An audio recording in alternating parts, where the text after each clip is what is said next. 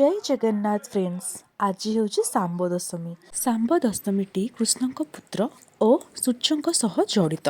ଆଜି ସୂର୍ଯ୍ୟଙ୍କୁ ପୂଜା କରିବା ସହ ବଢ଼ାବଢ଼ି ମଧ୍ୟ ହୋଇଥାଏ। ଯେମିତିକି ଆମର ହେଇଥିଲା ବାପାଙ୍କ ପାଇଁ ପୁରୀ ତରକାରୀ, ଅଞ୍ଜୁ ଆଉ ୟାଙ୍କ ପାଇଁ ସବୁ ମିଠା ଆଇଟମ୍।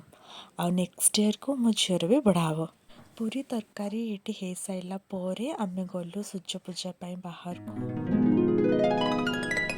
सांब दशमी पूजा मु प्रथम थर आज कली।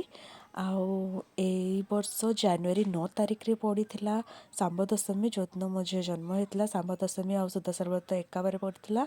आउ एथर माने एबे पड़ी डिसेम्बर 30 तारिख रे माने आज। तो तिथि अनुसार तार आज बर्थडे किंतु 9 रे जनवरी 9 को मानिबा। एबे मु बढ़ा बढ़ी कर सारा भोग लगेली।